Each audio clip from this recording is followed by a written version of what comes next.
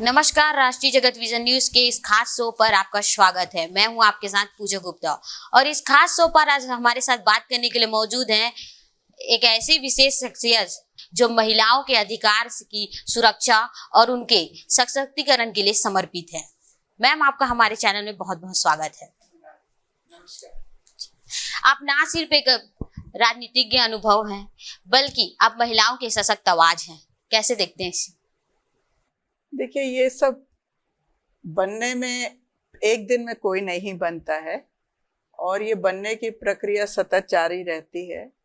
1991 से वकालत के पेशे में आई, सामाजिक संगठनों में काम किया, फिर राजनीति से जुड़े और राजनीति के साथ ही साथ वकालत भी जारी थी।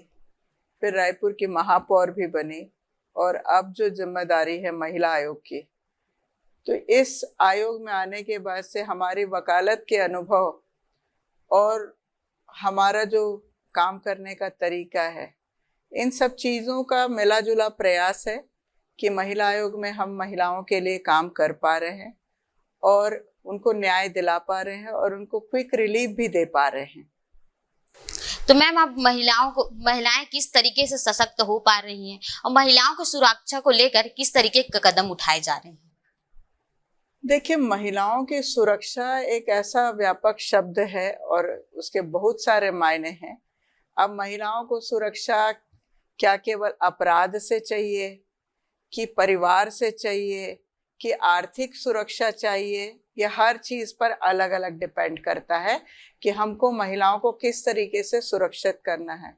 ओवरऑल अभी जो आता है मामला हमारे आयोग में, महिलाएं अपने अधिकतर परिवार से पीड़ित होती हैं, कोई कार्यस्थल पर पीड़ित होती हैं और कभी उनकी संपत्ति हड़पने की साजिश होती है, कभी बुजुर्ग महिलाएं होती है तो घर से निकालने की बात होती है। तो हमारे पास तो सभी तरह के मामले आते हैं और उन सब मामलों में हम कोशिश करते हैं कि उनको कोर्ट कचहरी पुलिस थाना न जाना पड़े और कोशिश करते हैं कि उनके पूरे मामले का सोल्यूशन हम निकालें।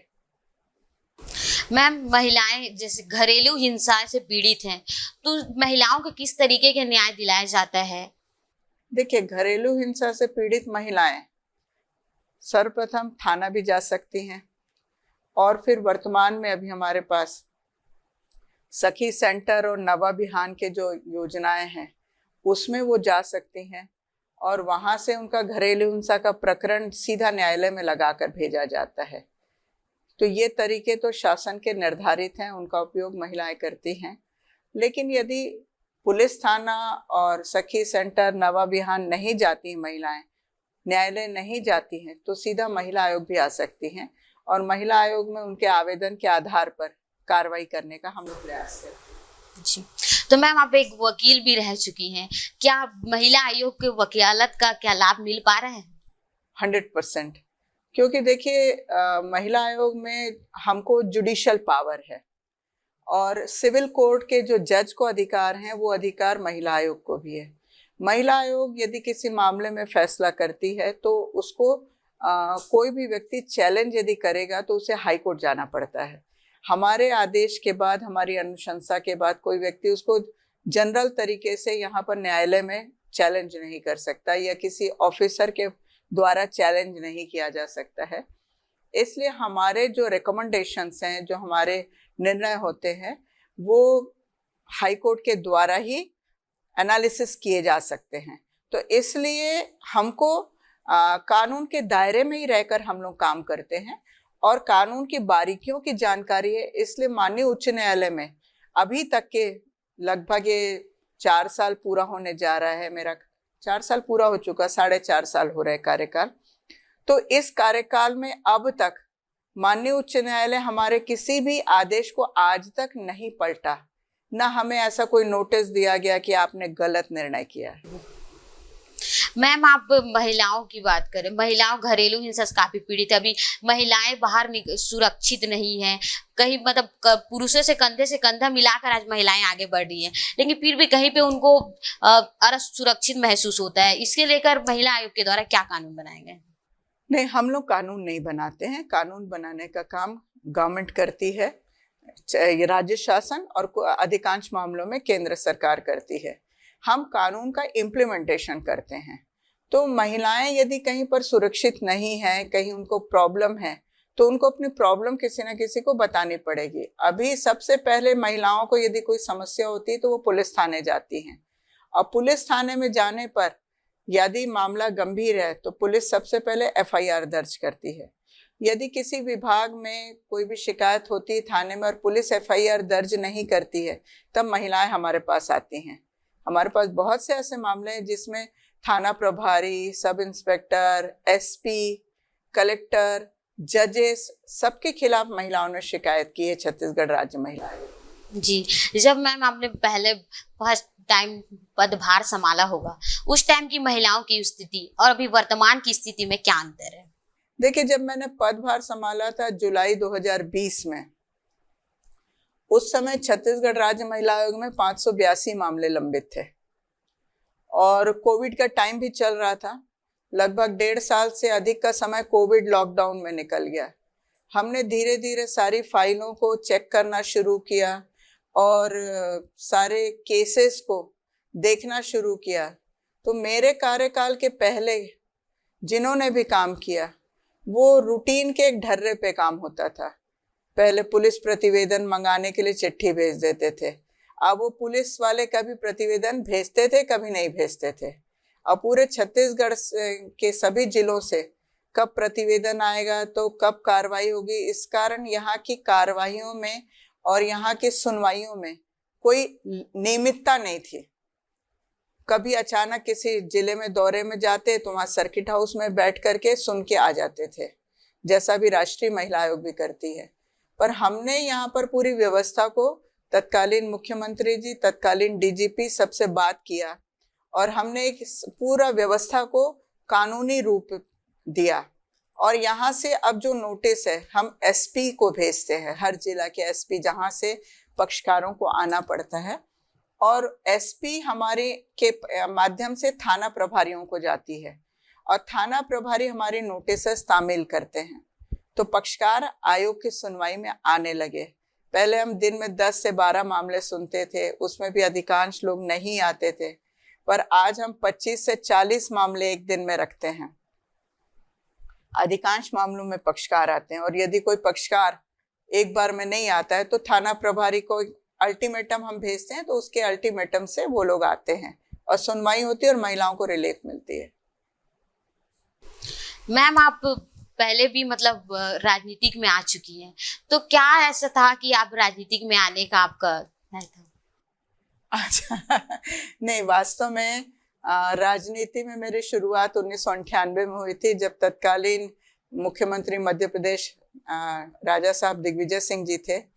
तो उनको कहीं से पता चला होगा, तो मैं समाज में एक्टिव थी, तो मेरे पास खबर आई थी कि धरसी में आपको चुनाव लड़ना है, पर मैंने निर्णय लेने में थोड़ी देरी की थी, तो उस वजह से उस समय मैं चुनाव नहीं लड़ी थी और एकदम फ्रेशर थी राजनीति में, क्योंकि मेरे मायके परिवार से कोई राजनीति में नहीं था। हाँ, ससुराल परिवार से थे, मेरे ससुर जी थे, दादा ससुर थे, देवर था, तो सबने इनकरेज किया था। फिर वो चुनाव तो नहीं लड़ा, परंतु फिर वो उसके बाद सक्रिय राजनीति, संगठन की राजनीति, संगठन के विभिन्न पदों पर काम, ये सब प्रक्रिया लगातार चलती रही। फिर 2009 में जब महिला आरक्षण हुआ रायपुर का मेयर का सीट, तो मुझे पार्टी ने टिकट भी दी और मैंने जीत के काम भी किया। मैम, जब आप पहले राजनीति में आई होंगी, उस दौर का पहले कुछ ऐसा वर्णन बताइए जिसे आपको बहुत ही आपको यादगार होगा। किस टाइप का? जैसे कि आप पहले पॉलिटिक्स में आए होंगे, तो उस टाइम का आपको नया नया दौर था, तो उस टाइम आपका कार्य करने की क्षमता किस तरीके से थी? जब आपको नया पदभार मिला, तो नई जिम्मेदारी मिली, तो किस तरीके से आप उस जिम्मेदारी को निभाए? नहीं, अधिकांशतः तो मुझे वकालत से संबंधित ही मामले मिले हैं, और वकालत के साथ साथ चूंकि वकील है तो हम बोलने में माहिर होते हैं, तो मुझे प्रवक्ता का काम भी मिला। प्रवक्ता के तौर पर मैंने हमेशा पार्टी का स्टैंड लिया है और बहुत सारे धरना आंदोलनों में भी गई हूँ। हालांकि एकदम डिफरेंट हो जाता है, एक कोर्ट लगा करके कोर्ट में जाना वकील के तौर पर, और आप आंदोलनों में आपको सबके साथ जूझना, ये बहुत सारी चीज़ें होती हैं। और ऐसे यदि राजनीतिक में याद करने वाली बात करेंगे तो कोई ऐसी घटना या कोई बड़ी बात नहीं हुई है।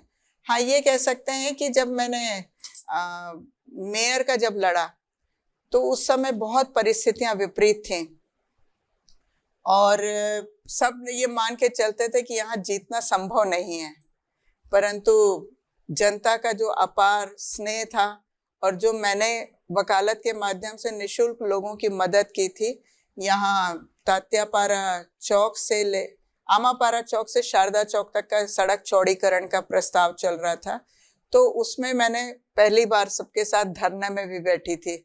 उसके पहले ऐसा मैं धरने पे व्यक्तिगत डिसीजन लेके अपने माध्यम से लोगों को जोड़कर धरने पर बैठने की बात नहीं हुई थी, संगठन की तरफ से, पार्टी की तरफ से होती थी। और उस आंदोलन में मैंने हाई कोर्ट में 185 रिट पिटीशन लगाई थी, जिसमें लोगों को रिलीफ में दिलाया, निशुल्क लड़ा था केस। और उस मामले में नगर निगम को, रायपुर को लगभग 100 करोड़ का खर्च लगा था। 2007 का मामला है और 2007 में जो first and second phase Tatyapara का तक का हुआ चौड़ीकरण, उसके बाद से आज 2025 हो गया, लगभग 17 साल का लंबा गैप हो गया है।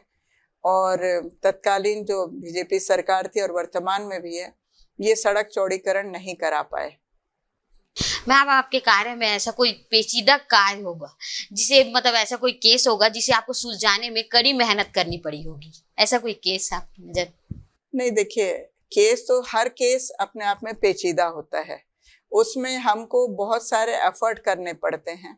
यहाँ पर यदि हम महिला आयोग की बात करें तो यहाँ पर हमारी पहली कोशिश होती है कि हम दोनों पक्षों की काउंसलिंग करते हैं और काउंसलिंग के बाद में दोनों पक्षों को कानूनी रूप से जानकारी भी समझाते हैं। थोड़ा सा डराना, थोड़ा सा धमकाना, थोड़ा पुचकारना, ये सब काम हम करते हैं। तो ऐसे करके हम केस निपटाते हैं। पेचीदा केस कह सकते हैं कि मेरे पास एक लड़की आई थी, जस्ट डिलीवरी हुई थी महीना भर की, और वो एक सिफारिश भी आई थी एक नेताजी की कि इसकी मदद करो, आप ही कर सकती हो।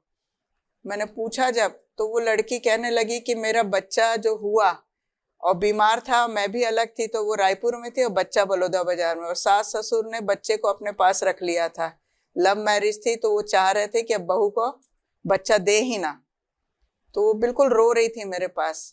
अब मेरे लिए भी बिल्कुल नया था कि इस महिला को बच्चा कैसे दिलाऊं, पर मैंने अपने ट्रिक्स एंड टैक्टिसेस से काम लिया। मैंने वहाँ के एसपी को फ़ोन किया कि मेरे को वो लोग कल 11 बजे मेरे ऑफिस में चाहिए। शाम के 5 बजे वो महिला आई थी। दूसरे दिन 11 बजे उसके माँ बाप, सास ससुर जो भी थे, वो छोटे बच्चे को लेकर आए। और जब मैंने यहाँ पर उस बच्चे को हैंड ओवर कराया, उनको थोड़ा डांटा धमकाया और उन्होंने खट से बच्चे को दिया। 1 महीने का बच्चा हो गया था। वो लेडी मतलब बच्चे को दूध भी नहीं पिलाई थी।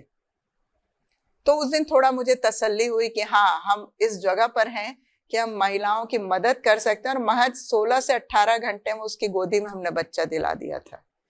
तो ऐसे बहुत सारे केसेस हैं। एक को तो मैंने रात के 11 बजे बच्चा दिलाया था, 5-6 साल का बच्चा था, उसका बाप उसको ले लेके भाग रहा था। तो बच्चों को दिलाने में, उनके दहेज के सामान दिलाने में, एक केस में हमने 67 तोला गोल्ड और 20 किलो चांदी महज 2 दिन के अंदर यहीं दिलाया, इसी ऑफिस में। पूरा रिकॉर्डिंग किया उसका। अब एक लड़की को जो लिव इन रिलेशनशिप में फंसे थे और दोनों सरकारी नौकरी वाले थे, उस लड़की को 20 लाख रुपए मुआवजा यहाँ से दिला गया, 10 लाख कैश और 10 लाख चेक। तो ऐसे कुछ बड़े मामले हैं जो शायद न्यायालय में भी जाते तो काफी लंबा समय लगता और निपटते में समय लगता। ऐसे सभी मामलों को हम लोगों ने यहाँ पे अपने वकालत के अनुभव के आधार पर कराया है। और इसकी जब हम बात करते हैं, राष्ट्रीय महिला आयोग, अभी मैं गई थी अयोध्या में, तो वहाँ पे सारे राज्य महिला आयोग के लोग आश्चर्य करते हैं कि आप ऐसा करती कैसे हैं, ऐसे पावर तो है नहीं हमें। मैंने कहा पावर है, उसका उपयोग करना आना चाहिए। तो आप आइए छत्तीसगढ़ में, आपको ट्रेनिंग दिलवाते हैं। तो देखिए कब आते हैं सारे लोग। तो हमारे जो आज छत्तीसगढ़ राज्य महिला आयोग के काम है, इसकी गूंज नेशनल लेवल तक हो रही है। एप्रिसिएशन पहले भी मिल चुका है, अभी भी मिला है। तो लोगों को ये समझ नहीं आ रहा है कि महिला आयोग इतना दमदारी से कैसे फैसले कर रहे हैं, और लोग इनको चैलेंज भी नहीं कर रहे हैं। लोग कहते हैं कि आपके पास पावर नहीं है। मुझे भी कहा गया था जब मैं ज्वाइन की थी कि महिला आयोग नख दंत विहीन शेर है। मैंने कहा हम नाखून भी दिखाएंगे, दांत भी दिखाएंगे और फैसले भी करके दिखाएंगे। और ये अब लगातार हम 4.5 साल हो रहा है और हम करते आ रहे हैं। मैम, आपका कार्यकाल अभी बचा हुआ है, किस तरीके से महिलाओं को आत्मविश्वास दिलाएंगी और किस तरीके से महिलाओं को जन जागरूक करेंगी? देखिए, मेरा तो भरसक प्रयास रहता है कि हम महिलाओं से जब भी बात करते हैं और जो हम अपने आयोग की सुनवाई में करते हैं कि महिलाओं को रोना नहीं चाहिए। मैं हमेशा डांटती हूँ महिलाओं को कि रो नहीं, अपने हक की लड़ाई है तो प्रॉपर आप शिकायत करिए और शिकायत के साथ साथ आप पूरी जिम्मेदारी से सभी को सारी चीज़ों को बताइए। यदि आप रोएंगी, डर के घर में बैठ जाएंगी तो कुछ होगा नहीं। और मैं सभी महिलाओं से कहती हूँ कि अपनी बच्चियों को थोड़ा सशक्त बनाइए, उनको थोड़ा मार्शल आर्ट और ये सारी ट्रेनिंग भी दीजिए ताकि लड़कियां डरे नहीं। अधिकांश मामले में लड़कियों को जो घर से गुट्टी पिलाई जाती है, तुम कमजोर हो, अबला हो, इस चीज़ के मैं बहुत खिलाफ हूँ। और मैं कहती हूँ कि हर नारी सशक्त थी, है और रहेगी, क्योंकि हम देवियों की पूजा करते हैं, दुर्गा, काली, सरस्वती, लक्ष्मी। तो ये सारे रूप एक महिला के अंदर होते हैं और महिला में बहुत पोटेंशियल होता है। इसलिए कोई भी महिला ऐसे हर तरह की मुसीबत से खुद को निकाल सकती है, बशर्ते वो कोशिश करे। जी मैम, आप हमारे चैनल के माध्यम से पुरुषों को क्या संदेश देना चाहेंगी इसे लेकर? देखिए, पुरुषों का संदेश के लिए मैं ये कहती हूँ, हमारे पास पुरुष भी आते हैं कि पुरुष आयोग बनवा दीजिए। मैंने कहा ये राज्य शासन का निर्णय होगा कि वो पुरुष आयोग बनाया नहीं। और अभी हाल में जो घटनाएं हुई हैं, पुरुष भी प्रताड़ित होते हैं, हम भी इस चीज़ को मानते हैं। तो हमारे पास महिला आयोग में कई ऐसे पुरुष भी केस लगाते हैं, वो अपनी माँ या बहन के या बेटी की तरफ से। ऐसे कई हमारे पास उदाहरण हैं। बस मैं ये कहती हूँ कि आप अपनी तरफ से महिला को सताने की कोशिश ना करें, क्योंकि आजकल ये घटनाएं भी बहुत हो रही है कि बीवी से डिवोर्स लिया नहीं, किसी दूसरी और तीसरी के चक्कर में पड़ जाते हैं, जिसके कारण पूरा घर बर्बाद होता है, परिवार बर्बाद होता है। तो ऐसी हरकत ना करें। और यदि ऐसे लोग आते हैं तो उनके खिलाफ कड़े एक्शन तो हम लेते हैं। इसलिए महिला आयोग में यदि पत्नी पहुंच गई है तो पुरुषों का डरना स्वाभाविक है। और इसी कारण हमारे यहाँ कॉम्प्रोमाइज भी बहुत होते हैं और हम किसी भी कॉम्प्रोमाइज में यूं ही नहीं जाने देते किसी महिला को। हम बाकायदा एग्रीमेंट करवाते हैं उनका कि वो क्या गलतियां फिर से नहीं करेंगे, और उनकी हम मॉनिटरिंग भी करते हैं। यदि कोई ऐसा केस है, गंभीर केस, तो हम उसकी 1 साल या 2 साल आयोग से हम मॉनिटरिंग करते हैं और उनको देते हैं अधिकार कि आप हमारे काउंसलर का या वकील का नंबर रखिए और कभी आदमी तंग करे तो आप तुरंत फोन करिए, हम कार्रवाई करेंगे। तो उससे महिलाओं को का घर परिवार जुड़ रहा है, बच्चे जुड़ रहे हैं, माँ बाप का रिश्ता सुधर रहा है। ये हमारी कोशिश लगातार जारी है और हम इसको न्यूज़ के माध्यम से लोगों में स्प्रेड करते हैं। मैं अपने फेसबुक में भी डालती हूँ हर दिन के जो सुनवाई होती है उसको। और अभी मैंने एक इनिशिएट और लिया है कि मैंने अपना एक पर्सनल यूट्यूब चैनल चालू किया है, जिसमें फ्री लीगल एड के कंसेप्ट पर मैं हर बार एक विषय लेती हूँ। कभी भरण पोषण का, कभी लिव इन रिलेशन का, कभी तलाक का, वैधानिक तलाक, अवैधानिक तलाक, वैधानिक शादी, अवैधानिक शादी। ये जो छोटी छोटी सी चीज़ें होती हैं जिसमें लड़कियां गुमराह होती हैं, महिलाएं गुमराह होती हैं, वो सारे विषयों को मैं लेती हूँ और उस पर मैं 12-15 मिनट का एक वीडियो बनाकर डालती हूँ और उसका एक अच्छा रिस्पांस भी मिल रहा है। कई लोग कहते हैं मैडम आप यूट्यूब करके आप हमारा नुकसान कर रही हैं। वकील लोग भी कहते हैं कि हम एक केस की कंसल्टेंसी में चार्ज लेते हैं और आप निःशुल्क सबको बता देती हैं।